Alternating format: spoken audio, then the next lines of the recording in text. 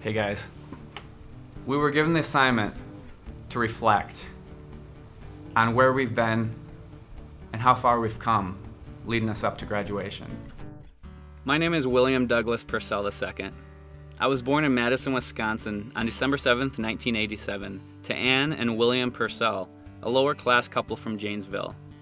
When I was 3 years old, my dad left. Why? I don't know. I don't know why he left or where he went. After that, the only time I ever heard from him was when I was an adult and he wrote me letters from prison. I have no idea where he ended up.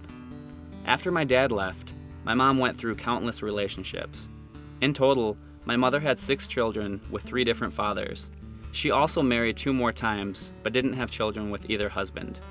It wasn't easy growing up without the most basic of necessities, but as a kid that has no control of their surroundings, it was what it was and I got used to it. By the time that I reached the age of 16, I had lived in 47 different states, with the same story in every single one of them. I started at a new school. I was the outsider who made no friends. You honestly get to a point where you give up because it's not even worth your time. I got below average grades due to poor attendance and moving so much, and I was the kid who wore ill-fitted clothes from donation boxes. My family took off without me and left me in Eau Claire. That was the last time I saw my mother. She later landed herself in prison, serving a 19-year sentence for child abuse regarding my younger siblings. Her leaving me in Eau Claire ended up being one of the best things she could have done for me. After being homeless on the Eau Claire streets for a while, a gas station clerk finally caught on and called the authorities. That is when I was introduced to the foster care system and became ward of the state. My proudest moment in life was my decision to not become my parents or the person most children from families like mine become. I joined the United States Army as an infantryman in 2006. I was ready to begin my new life and serve my country. I had a great 3-year run and learned a lot. It was by far one of the best experiences of my life and one of the best decisions I ever made. My next best decision was when I started dating Alyssa LaBarbera. After dating for about a year, the conversation that I was dreading finally came up. What are you going to do with your life? In my own mind, I'd come a long way. I'd ventured out on my own, stayed away from any bad influences, served my country, and made a life for myself. That was more than I could say for any of my siblings. I'd also made myself forget that Alyssa grew up in a world where people went to college, had more than minimum wage jobs, made a good life for their families, and had goals, ambitions, and direction.